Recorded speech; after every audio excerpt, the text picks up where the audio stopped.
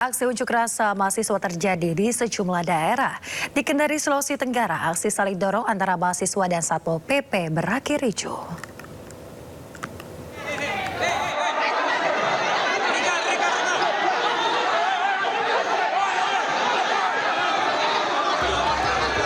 Aksi saling dorong antara mahasiswa Cipayung Plus Kendari dengan petugas Satpol PP tak dapat dihindari. Petugas terpaksa menghalau para mahasiswa yang ingin masuk ke dalam gedung DPRD Sulawesi Tenggara. Kedua kubu bahkan nyaris baku hantam.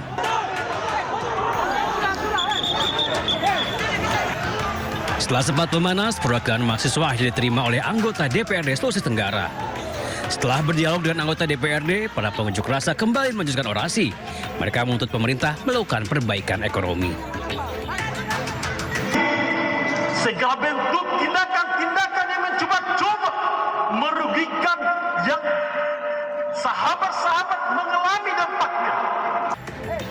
Setelah selesai menyampaikan aspirasinya, para mahasiswa membubarkan diri dengan tertib. Dari Kendari, Sulawesi Tenggara, Asdar Zulainus melaporkan.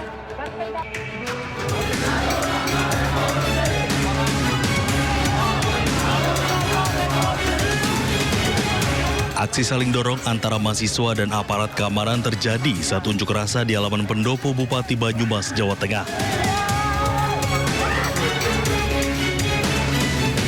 Mahasiswa juga membakar ban sebagai bentuk kekecewaan atas kenaikan harga bahan bakar minyak yang dinilai berdampak pada naiknya harga barang. Mahasiswa menilai kenaikan harga barang hanya akan menambah penderitaan rakyat di tengah jatuhnya rupiah. Meski sempat memanas, aksi berakhir damai usai mahasiswa ditemui Bupati Banyumas Sadewo Trilastiono. Sadewo berjanji akan menyampaikan aspirasi mahasiswa ke pemerintah pusat.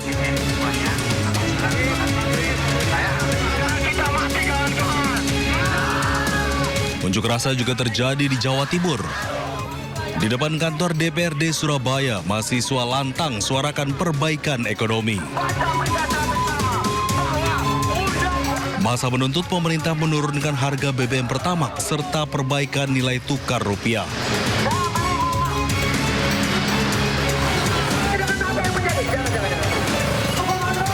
Di Makassar, Sulawesi Selatan, mahasiswa dan sejumlah organisasi menggelar unjuk rasa di Jalan Andi Pangeran Petarani.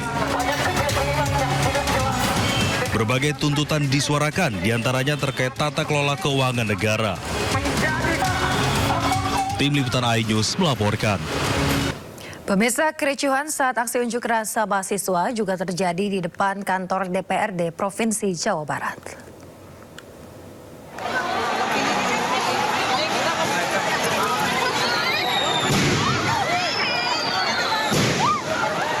DPRD Jawa Barat diwarnai kericuhan. Masa aksi yang mulai kesal melemparkan petasan ke arah polisi yang tengah berjaga. Melihat arah tersebut, petugas kepolisian yang berjaga pun langsung bertindak tegas dengan membubarkan aksi. Mahasiswa pun berlarian dan membubarkan diri ke arah Jalan Sulanjana dan Simpang Cikapaya.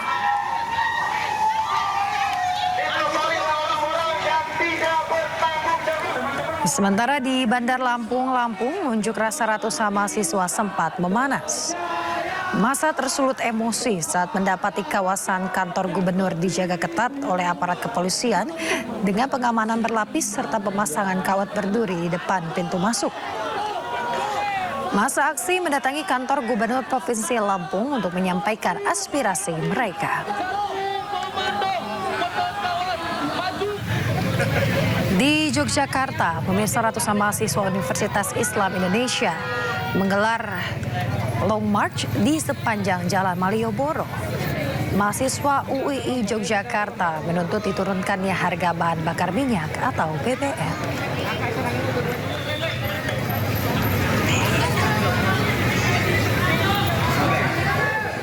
Pemirsa, kantor DPRD juga jadi lokasi unjuk rasa para mahasiswa di Balikpapan, Kalimantan Timur.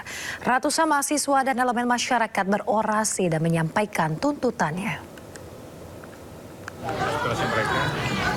Masa mahasiswa dari berbagai perguruan tinggi bersama masyarakat dalam Aliansi Balikpapan bergerak menyampaikan 5 tuntutannya kepada pemerintah di depan kantor DPRD Balikpapan, Kalimantan Timur. Salah satunya meminta evaluasi menyeluruh terhadap kebijakan fiskal negara. Unjuk rasa mahasiswa mendapatkan pengawalan ketat dari polisi.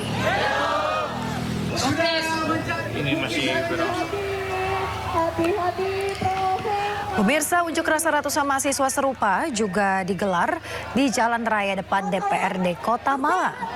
Aksi Aliansi Amarah Brawijaya mengakibatkan Jalan Raya Tugu ditutup dan diberlakukan rekayasa lalu lintas dengan pengalihan jalur. Lewat mimbar bebas, massa bergantian berorasi dan sempat membakar ban di pintu gerbang kantor DPRD.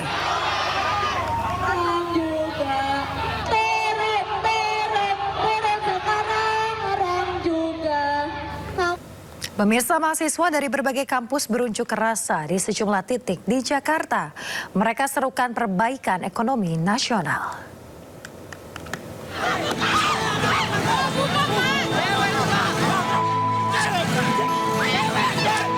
Saling dorong antara demonstran dengan petugas mewarnai unjuk rasa mahasiswa di Jakarta. Dalam aksinya, massa menyampaikan sejumlah tuntutan kepada pemerintah.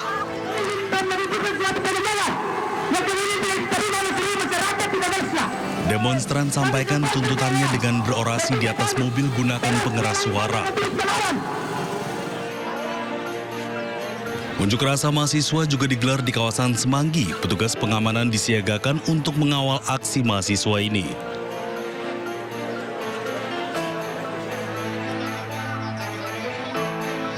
Selain di Semanggi, aksi juga digelar di kawasan gedung DPR RI.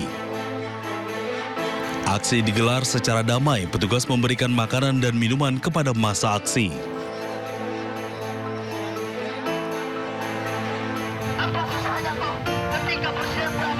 Massa aksi juga digelar di kantor Badan Gizi Nasional. Dalam aksinya, massa membawa sejumlah atribut.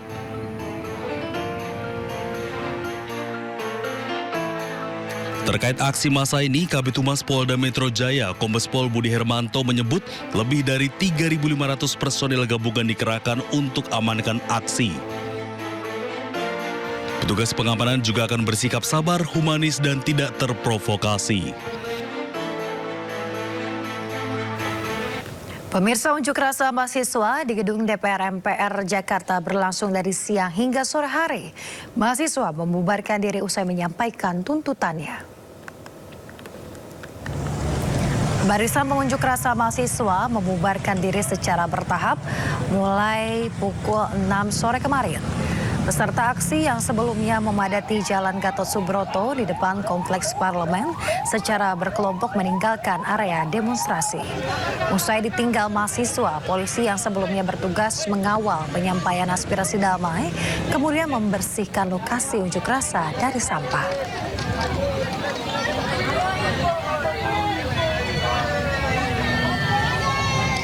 Pemirsa, Wapres Gibran Rakabuming Raka mengundang 15 perwakilan mahasiswa untuk berdialog di Istana Wakil Presiden. Mahasiswa mengaku mereka telah menyampaikan semua tuntutan dan aspirasi kepada pemerintah.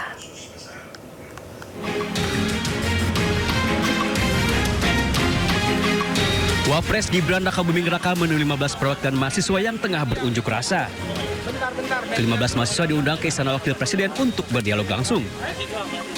Ke-15 mahasiswa yang diundang diantaranya dari Universitas Bung Karno, Universitas MH Tamrin, dan Universitas Terbuka. Setelah hampir 2 jam, pertemuan akhirnya selesai. Perwakilan mahasiswa mengaku selama berdialog dengan Wapres, mereka telah menyampaikan semua tuntutan dan aspirasi kepada pemerintah. Hasil dari pertemuan sama Wakil Presiden Gibran Rakabuming Raka membuahkan hasil. Kawan-kawan mahasiswa pun menyampaikan aspirasi baik keluh kesah mereka dari daerah, baik dari keluh kesah skala nasional. Mereka menyampaikan secara konstitusional ke depan langsung Bapak Wapres.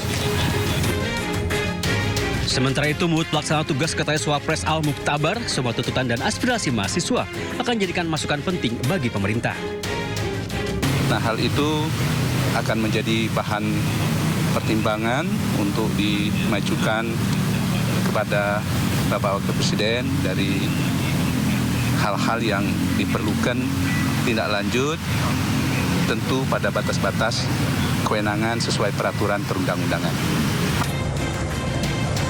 Setelah bertemu Wapres Gibran dan menggelar unjuk rasa, sekitar pukul 6 sore, belasan pengunjuk rasa mahasiswa mulai membubarkan diri. Tim Liputan iNews melaporkan. Pemirsa, Kepala Kantor Staf Kepresidenan Republik Indonesia, Dudung Abdul Rahman menegaskan pemerintah selalu membuka ruang untuk publik dalam menyampaikan kritik. Dudung juga meminta masyarakat agar bisa membedakan kritik yang konstruktif dengan tindakan provokasi. Tumbuh dari sejarah panjang, luka yang dalam, air mata, pengorbanan, dan darah pendiri bangsa.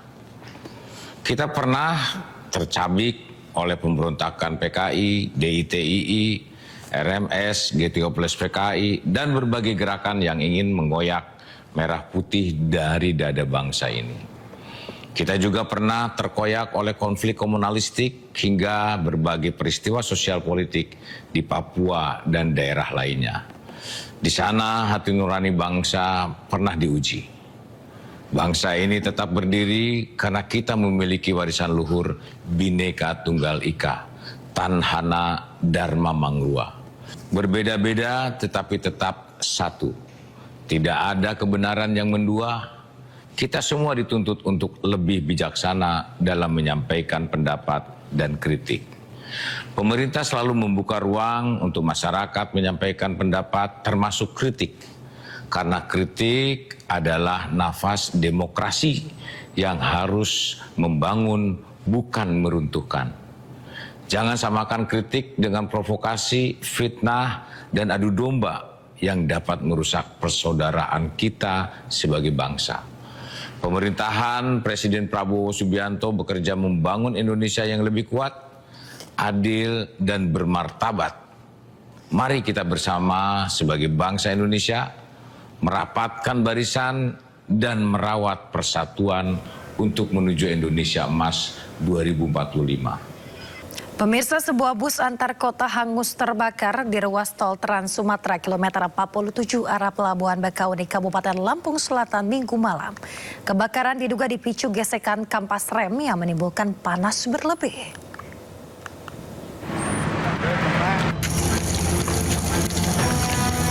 Kebakaran hebat melanda sebuah bus antar kota di ruas tol Trans Sumatera kilometer 47 arah Pelabuhan Bakauheni, Lampung Selatan.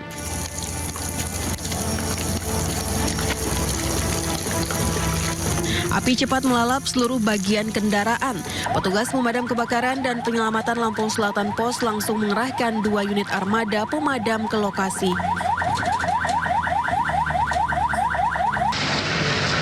Petugas berjibaku menaklukkan kobaran api yang terus membesar agar tidak merambat dan membahayakan pengguna jalan lainnya. Setelah 1 jam lebih, api akhirnya berhasil dipadamkan. Kebakaran mobil bis. Kebakaran diduga berawal dari panas berlebih akibat gesekan kampas rem yang kemudian memicu munculnya api pada bagian kendaraan.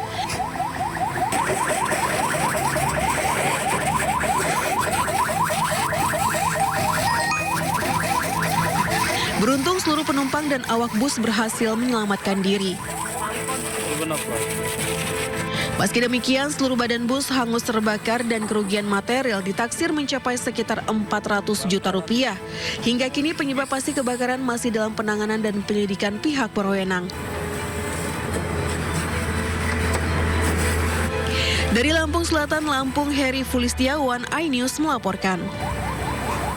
Pemirsa, truk muat kayu sebanyak 6 ton alami remblong dan menabrak rumah di Kabupaten Mojokerto, Jawa Timur. Akibat kecelakaan, rumah mengalami kerusakan cukup parah. 3 orang alami luka-luka dan patah tulang.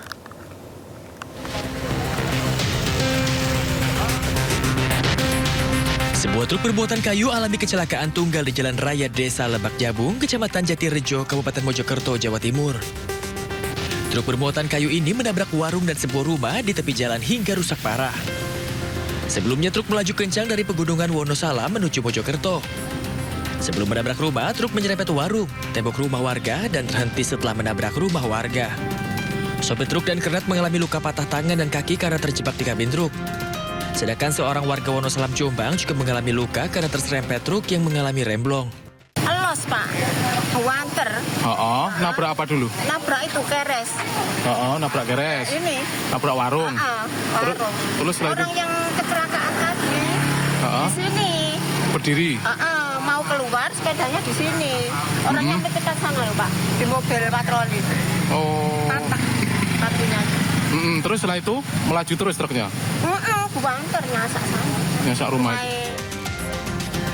Petugas Satlantas Polres Mojokerto langsung melakukan olah TKP dan memeriksa sejumlah saksi mata.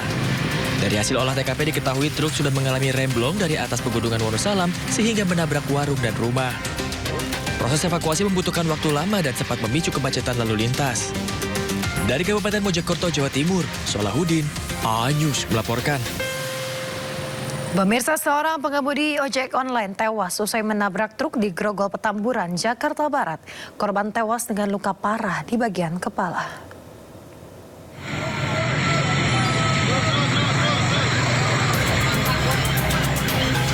Seorang pengojek online tewas usai menabrak truk di Jalan Pangeran Tubagus Angke, Grogol Petamburan, Jakarta Barat. Korban tewas mengenaskan dengan luka parah di bagian kepala. Polisi datang ke lokasi, gelar olah TKP dan meminta keterangan saksi. Kecelakaan diduga akibat korban hilang kendali saat melaju kencang hingga menabrak bagian belakang truk. Guna kepentingan autopsi, jenazah korban dibawa ke RSUD Cengkareng, Jakarta Barat.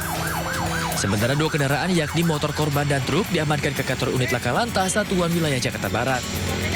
Dari Jakarta, Miftahul Gani, A-News melaporkan. Pemirsa, diduga hilang kendali sebuah mobil yang dikemudikan seorang wanita lansia menabrak 3 mobil dan 1 sepeda motor di Duren Sawit, Jakarta Timur. Akibat peristiwa ini, 1 pengendara motor tewas di lokasi kejadian. Wah gila, ini depan sekolah si Petra. Depan sekolah Petra. Video amatir warga merekam saat sebuah mobil putih yang dikemudikan seorang wanita lansia terguling usai menabrak 3 mobil dan sebuah sepeda motor di Jalan Taru Barat, Cipinang Indah, Duren Sawit, Jakarta Timur. Kerasnya hantaman membuat kendaraan yang terlibat kecelakaan ringsek parah. Peristiwa bermula ketika mobil yang dikemudikan seorang wanita lansia tersebut melaju dari arah Cipinang menuju Kalimalang dalam kecepatan tinggi. Setibanya di lokasi, diduga mobil tersebut mengalami masalah di bagian mesin hingga kehilangan kendali dan menabrak sejumlah mobil yang tengah terparkir serta pemotor yang keluar dari minimarket. Atas peristiwa ini, seorang pengendara motor tewas, penumpangnya kritis dan pengemudi lansia wanita mengalami luka.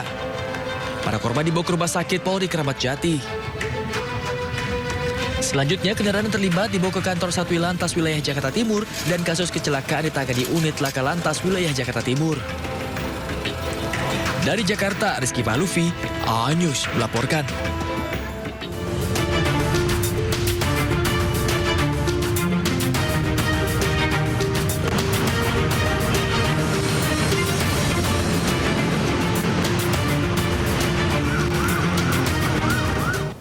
Ya, pemirsa, saatnya kita simak pantauan arus lalu lintas. Kami telah terhubung dengan Brigadir Treslinda dari Anti-AMSI Polri yang kini berada di kawasan Kota Tua, Jakarta Barat.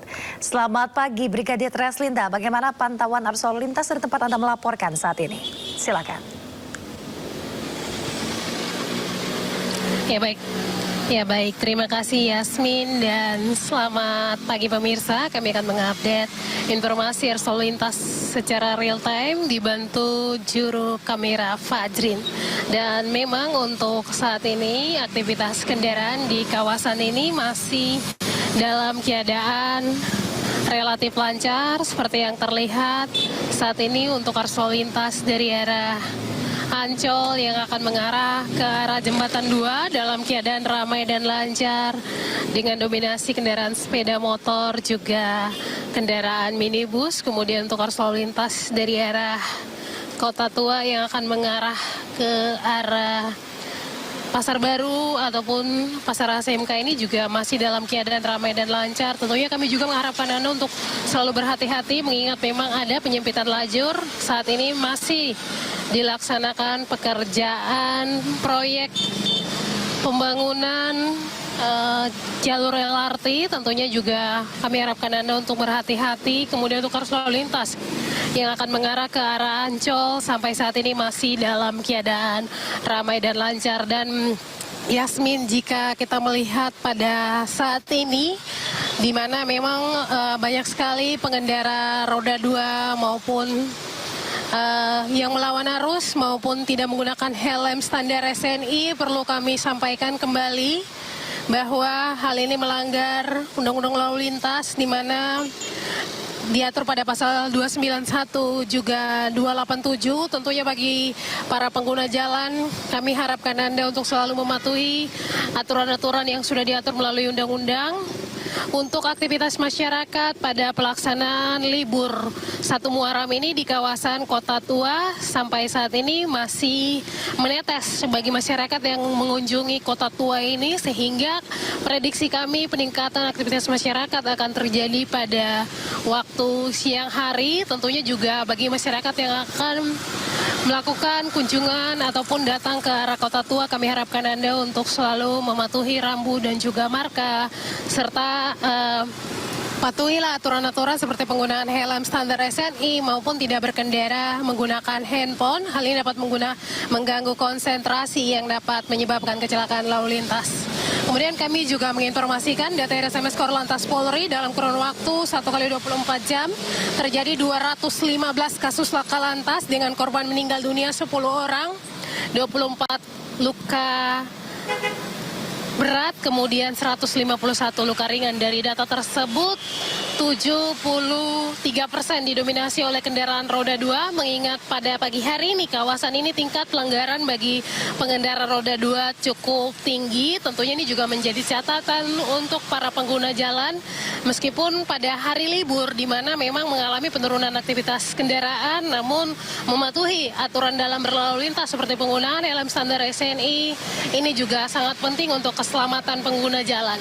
Demikian Brigadir Treslinda melaporkan langsung dari kawasan ACMK Jakarta Barat. Kembali ke Yasmin di studio.